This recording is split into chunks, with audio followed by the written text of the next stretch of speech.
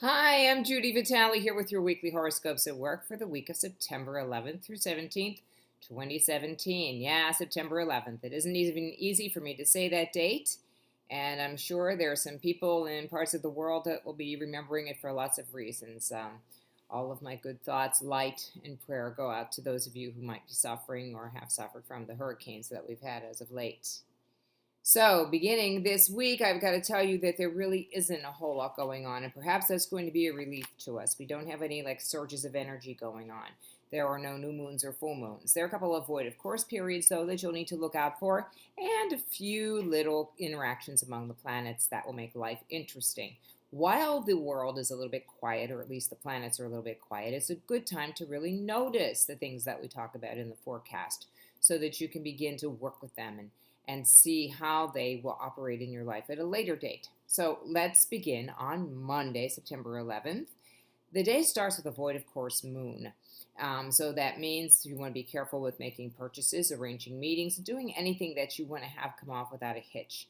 When the moon is not interacting with the other planets and has run out of planets to play with, so to speak, in the sign that it is occupying, it everything just sort of like bleh, falls by the wayside. So just be very careful about that. The moon will go into operation in the sign of Gemini at 3:29 p.m. And the moon in Gemini always makes people want to connect. So you'll get a lot of chatting, a lot of phone calls, a lot of emails, a lot of messages of all different sorts and kinds. And you might feel like reaching out to some people as well. That spirit will continue on Tuesday as the moon stays in Gemini all day Tuesday and all night Tuesday, and there's a little interaction between Venus and Saturn at 8:49 p.m., a nice one. It means that we find a structured way to express our good feelings about someone or something.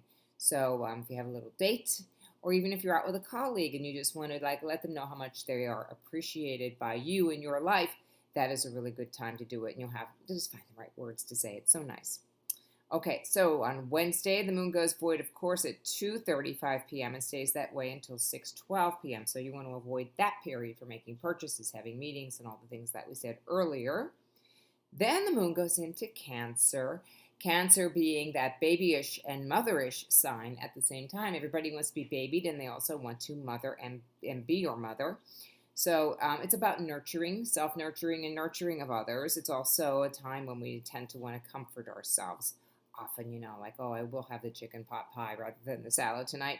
If you do that, just compensate later. Enjoy the moon in Cancer. Enjoy taking care of yourself in whatever way it is. But, I always say you could do some yoga and take care of yourself too.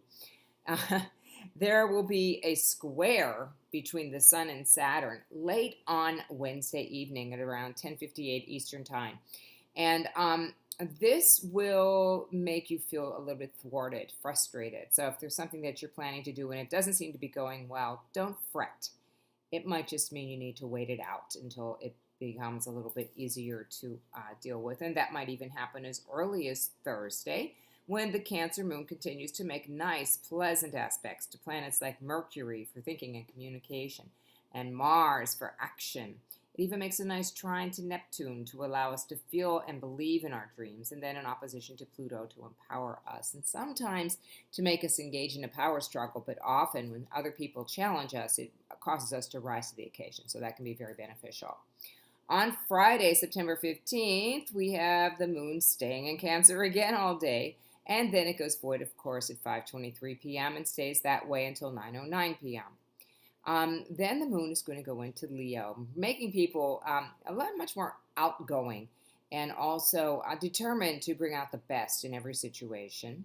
We'll have Venus in a sextile to Jupiter at 3:44 p.m. Friday afternoon, and this also is very good for expressing those nice feelings and just enjoying being around other people in your life.